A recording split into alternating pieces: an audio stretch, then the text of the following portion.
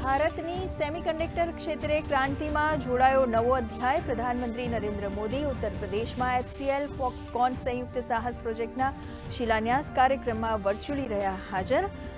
કહ્યું, ભારત સેમિકન્ડક્ટર ક્ષેત્રે બનશે વિશ્વનું પાવર હાઉસ.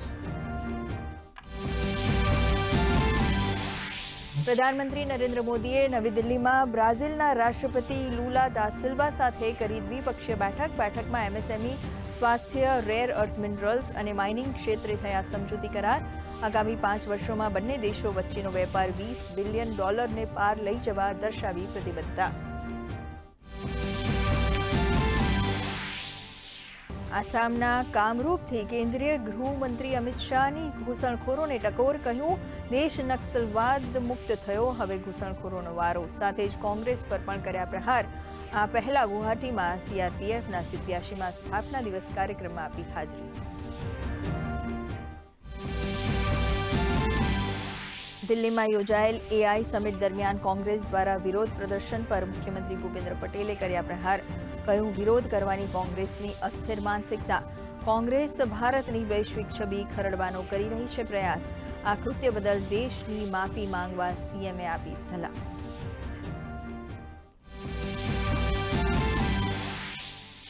ગાંધીનગર કમલમ ખાતે આયોજિત ભાજપ હોદ્દેદારોની બેઠકમાં રાષ્ટ્રીય અધ્યક્ષની સલાહ.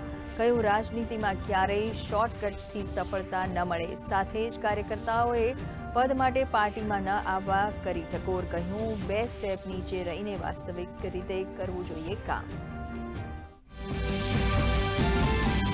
ભાજપના રાષ્ટ્રીય અધ્યક્ષ નીતિન નવીનનો ગુજરાત પ્રવાસ. વહેલી સવારે અમદાવાદના સાબરમતી રિવરફ્રન્ટની લીધી મુલાકાત. સાથે નગરદેવી ભદ્રકાળી મંદિરમાં કર્યા દર્શન.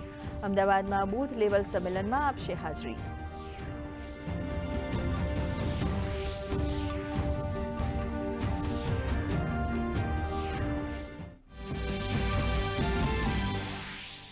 રાજ્યમાં રવિ પાકોની MSP પર ખરીદી માટે સમૃદ્ધિ પોર્ટલ કાર્યરત. ચણા અને રાઈના પોષણક્ષમ ભાવો જાહેર. ચણાના પ્રતિ મણ ₹1,175, જ્યારે રાઈના ₹1,240 ભાવ કરાયા નક્કી. ખેડૂતોને સીધી જ બેંક ખાતામાં મળશે રકમ.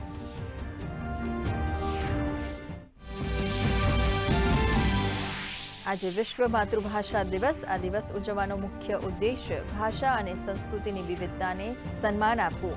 રાજ્યના વિવિધ જિલ્લાઓમાં માતૃભાષા દિવસ નિમિત્તે કવિ સંમેલન સહિત અનેક કાર્યક્રમોનું આયોજન.